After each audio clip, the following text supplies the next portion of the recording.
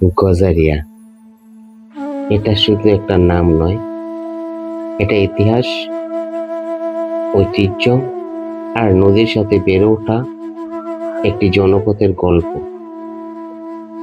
আজকের ভিডিওতে জানাবো মুন্সিগঞ্জ জেলার গজারিয়া উপজেলার নামকরণ আর এই এলাকার ঐতিহ্যবাহী পরিচয় সম্পর্কে। লোকমুখে পরিচালিত আছে এক সময় এই এলাকায় প্রচুর গজারি গাছ হতো।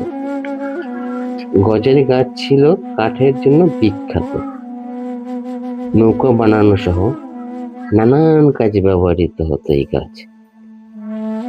এই গজারি গাছ থেকেই ধীরে ধীরে এই এলাকার নাম হয়ে যায় গজারিয়া।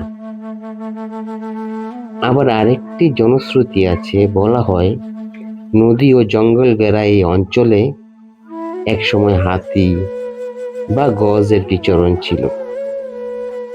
সেই গজ শব্দ থেকেই গজারিয়া নামের প্রচলন হয়েছে বলে মনে করেন অনেকেই। এই লোক লিখিত ইতিহাস না হলেও এগুলি গজারিয়া মানুষের মুখে মুখে বেঁচে থাকার গল্প। গজারিয়া ইতিহাস বলতে গেলে সবার আগে বলতে হয় মেঘনা নদীর কথা।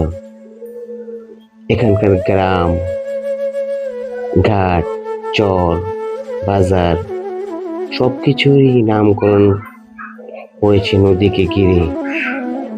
নদী যেমন পথ দেখিয়েছে, তেমনি নাম ও পরিচয় করে দিয়েছে। গজারিয়ার মানুষ বলে, মেঘনা আছে বলেই গজারিয়া আছে। গজারিয়ার ঐতিহ্য শুধু নামে নয়, মানুষের জীবন যাপনেও। এখানে যুগে যুগে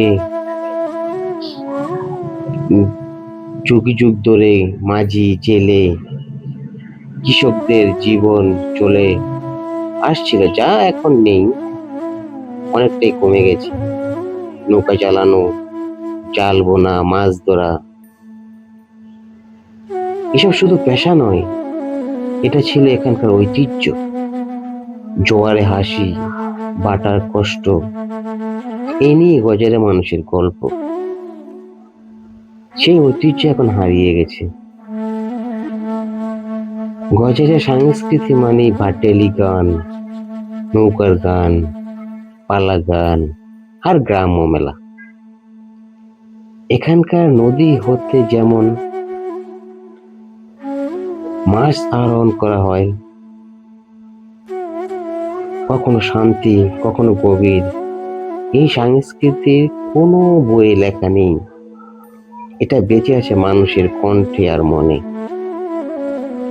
গজারিয়া মানে শুধু একটা উপজেলা নয়, গজারিয়া মানে নদীর সাথে লড়াই করে বেঁচে থাকা মানুষ, ঐতিহ্য ধরে রাখা গ্রাম আর প্রজন্ম থেকে প্রজন্মে চলে আসা গল্প। এই ইতিহাস, এই নাম, এই ঐতিহ্য আমাদের গল্প, আমাদের শিকড়, আমাদের বেঁচে থাকার অবলম্বন।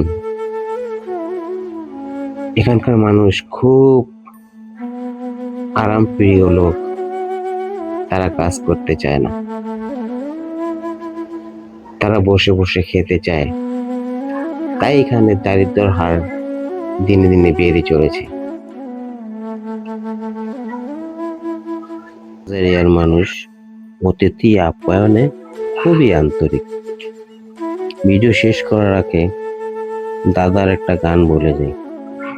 দাদা এই ছেড়ে লাল ঘোড়া লইয়া, দাদি বললে মইরা রইছে ইসার বত্তা খাইয়া। আমার দাদা ছিল একজন, আমার আপন দাদাকে দেখি নেই, আর একটা দাদা ছিল, তার মুখে এই গানটা শুনতাম। সবাইকে ধন্যবাদ। আমাদের মুন্সিগঞ্জের গজারিয়া আসবেন ইনশাআল্লাহ।